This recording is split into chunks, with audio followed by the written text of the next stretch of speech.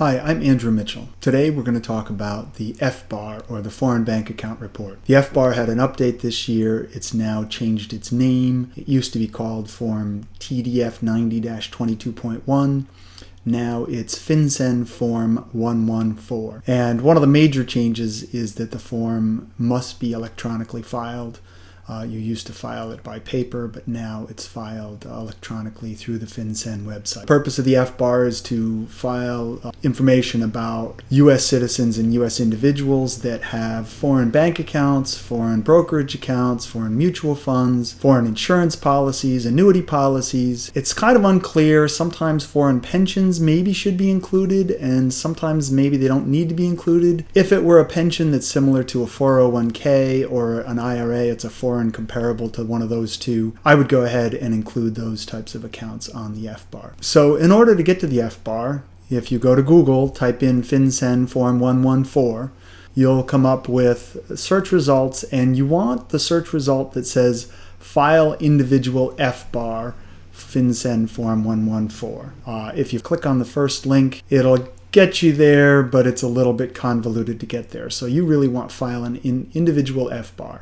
And so this brings you to this screen, which has two steps. First, you download the individual FBAR, and then you fill it out. And then the second step is to file the form, where you upload it to the FinCEN's website. You can file the form jointly with your spouse if you have your spouse fill out Form 114A. And there are instructions, line-by-line instructions on the side. They used to be a 3-page instructions. Now they're up to 19 pages. Granted, the font on the old instructions was much smaller than it is on the new ones, but it's still quite a bit longer. I've already downloaded the form. I've got it right here. So this is the form that you need to fill out. It's got different tabs. It's really just 6 pages long, and each tab is 1 page, so we'll just scroll through the pages. The form is due by June 30th of the following year. There's no extensions for the form. You can't, if you file it late, you just file it late. The new form has nice pop-up instructions that pop up on the screen to show you instructions on what to fill out. In this first section here, you fill out not your name, but the name of the file that you want to call it, just to save it as, they have an example, Smith FBAR 2013. And then it's got, you can sign the form, you sign it electronically, you can save the form, validate the form is just to check to make sure there's no errors, and you can print the form, and then once you've gotten every field filled out that you need to,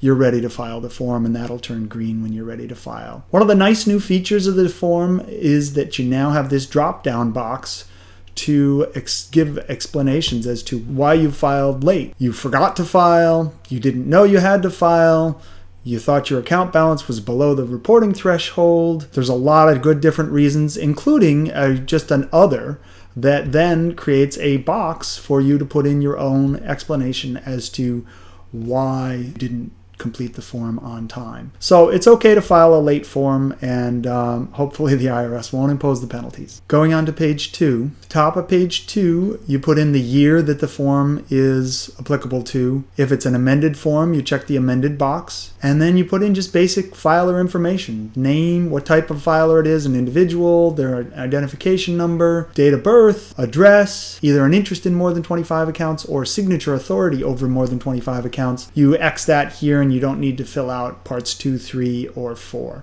And then on to page 3. This is the basic information for accounts owned separately. You fill in the maximum value of the account, the type of the account, financial institution, account number, address of the financial institution. If you don't know the maximum value of the account for some reason, for example, a pension or something, you may not know the maximum value, you could X that box. What's nice about this new form is that you can just do an X. You can click on the X right here, and it allows you to add a new account. So you have just, you can put on as many accounts as you want just by adding more X's here. So it's pretty simple. Below the separately owned accounts, you have jointly owned accounts. You list out the joint account and then the principal joint owner information. And one of the things that I wanted to mention on the separately owned accounts as well as jointly owned accounts is that if you own more than 50% of an entity outside the US, and that corporation has its own bank accounts or other financial accounts, you as a more than 50% owner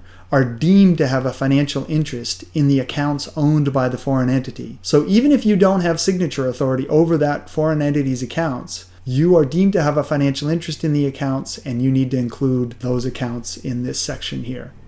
And on to page 4. Page 4 deals with accounts where you do not have a financial interest in the account, but you have signature authority over the account. An example could include a child that's a U.S. citizen or a U.S. resident that has parents in a foreign country, and the child may have signature authority over the account in order to just help the parents with their finances. And this schedule, you need to show both the financial account information, but also the who owns the account and their name and address, basic information for that. And then on to page 5. Page 5 deals with consolidated reports, which are really only for entities, and I'm not going to discuss them in this video. On to page 6, which is just the signature page, and really you need to fill in just who the title is, but then you need to go back to page 1 to do the electronic signature. And there's a new part on this form for third-party preparer use.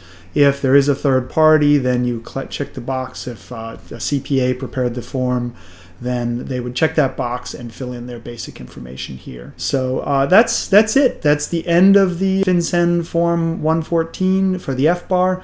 I hope you enjoyed the video. Thank you.